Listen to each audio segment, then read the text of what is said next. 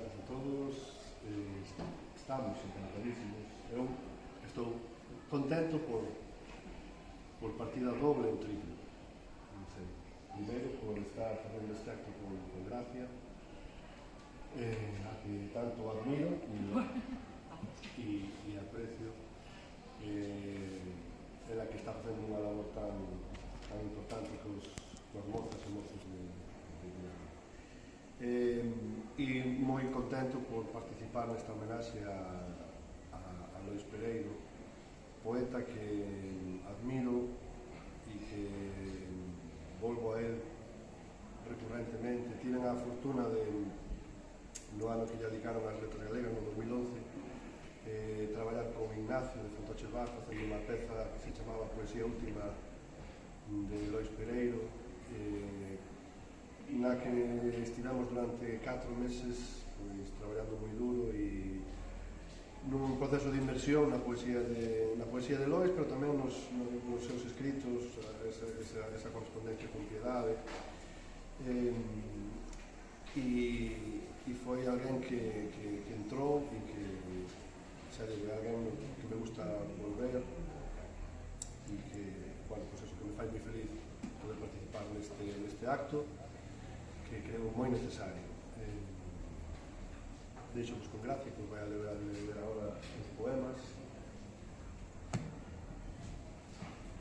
Bueno, eu tamén quería dar as grazas por a miña querencia e a miña admiración por Benxa tamén é mutua, e porque grazas por convidarme a estar aquí, porque Lois Pereiro efectivamente tamén é un dos meus poetas fetiche. O primeiro poema que imos ler pertence a Poemas para unha loia e chamase Aquela. Aquela noite collín a man polo frío dos dedos e paseima docemente polos beizos, querendo atopar os sinais dos derradeiros berros abortados, cando a ledicia de Almasí, baixo as cósegas do medo, nin sequera lembraba o sangue. Por que, amor? E calaba. Este xa forma parte dos poemas que publicou entre 1981 e 1991. Chámase Presentimento. Odiada, intansible, e as veas convertidas en túneles de acougo e perigo sulagan o corpo en mil soños cando a lene escuma da sombra anuncia as visións que presinto. Cal perfil de vento no ar quedo, un tremor incerto persiste no espacio que o meu corpo invade na luz que descobre e pervirte a memoria gótica do terror que sinto e convírtese finalmente en silencio entre as ruínas do insomnio, na alborada, na máis feroz sentencia imaginable, no medo definido a que me deixe condenado a vivir só cos meus presentimentos. Este outro chamase Pregúntome cando. A forza é sempre a mesma en corpo alleo e a doenza mortal a que preciso para amarte de lonxe mentras poida. Xa non podo ver nada ao meu arredor que signifique máis que a miña sombra. En soños definínme como a unha aparición que se abre as veas en público, sentindo diante miña un firme e invisible punto final no aire. E o seguinte poema vou pedir a Benxa que me acompañe.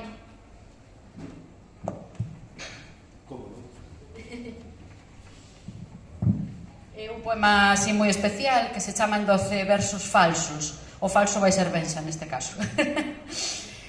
A miúdo, botas negras e o seu xesto, abandonadas do corpo que as exixe, na postura dun acto de violencia, sin a expresión real do asesinato, pousadas como un signo, de furia e de nostalgia, na noite lostregada, esvaíndose da morte sen imaxe, esluída no refuxio, doutra visión que merda, da procesión de euforia, sabendo que hai un drama elaborado, na creación volcánica dun soño, como a orixe do desespero agudo, na idea procreada, dun par de botas negras, que non entraría en min, pola porta dun mundo que me invade, sen o pruído curioso, que agora me traspasa, cravados en molestias nos meus ollos, tan cedos como o teu útero estéril, que van dormir o soño que non sinto.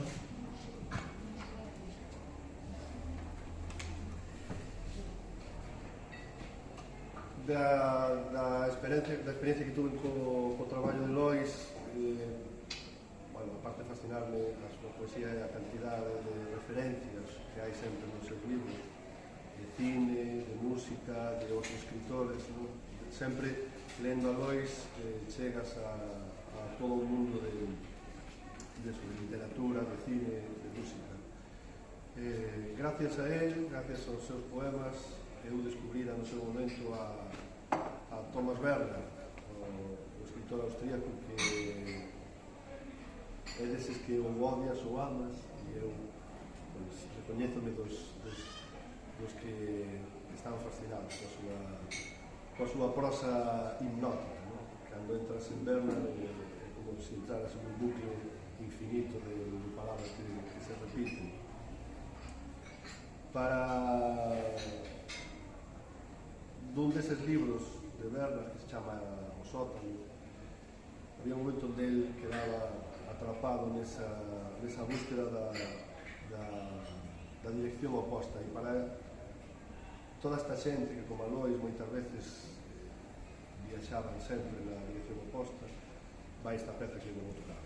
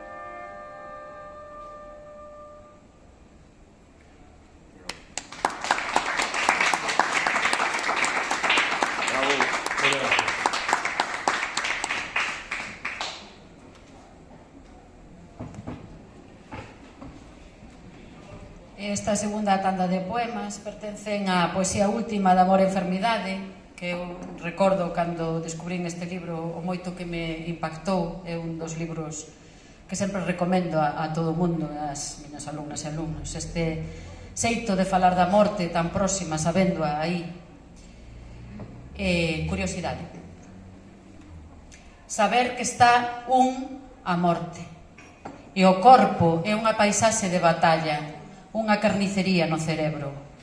Permitirías ti, amor deserto, que nesta febre penitente abrise a derradeira porta e a pechase detrás miña, sonámbulo e impasible? Ou porías o pé entre ela e o destino? Acróstico.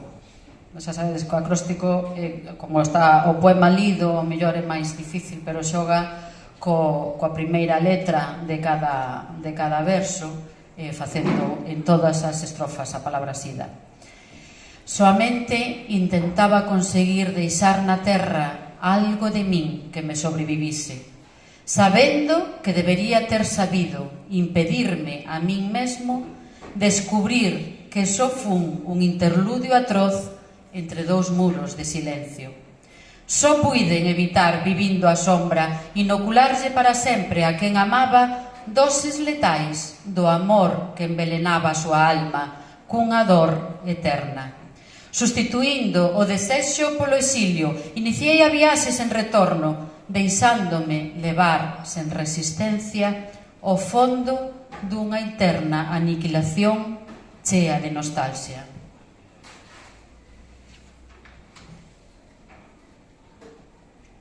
Explórote cos ollos, descúbrote por dentro, profanando o teu sangue que levo o meu desexo. Paséome por ti, examino os teus procesos orgánicos, mátote e morro en ti máis docemente. Ou mellor, inocúlame ti a min, veleno dos teus dentes. Mergúllate no meu sangue, inséctate nas veas que te observan. E xa doente, dóime a tua dor no teu desexo, berrando en cada oso, e a tua morte mátame e resucítame para ao final morrerme. Morre en min. Sobrevive letal amor que nunca perde o alento, coa súa sede de amor e os seus 5 sentidos. Xa, por último, declaración. Amarte, vida, amarte case sempre. Aínda que sexas dura e leves entre medias piedade e odio intermitentemente. Es ti a que sempre educas e aceleras a doenza letal dos que non se resignan a ignorar como é en realidade. Soamente un traxecto cómodo e aldraxante cara á morte, un tránsito inútil e innecesario. Pero a ignorancia salva os que non queren arriscarse a perderte tan axiña a cambio da renuncia a profanarte. E aqueles dentes que perdín precisaríos agora para defender as conviccións nas que me reafirmo. Solidario e amable, se é posible, ou lobo estepario no desterro. Completarei o círculo insurxente coas balas do desexo.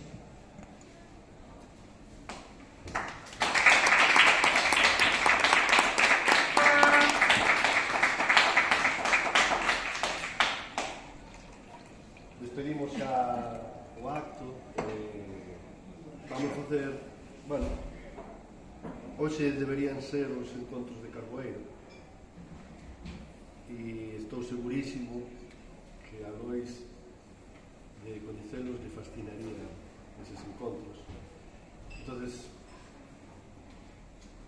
en homenaxe aos encontros, en homenaxe a Lois, en homenaxe ao seu amor pola música, vai unha peza que realmente está sacado dunha peza tradicional que aparece no Natreo de Incenga e que con el despedimos.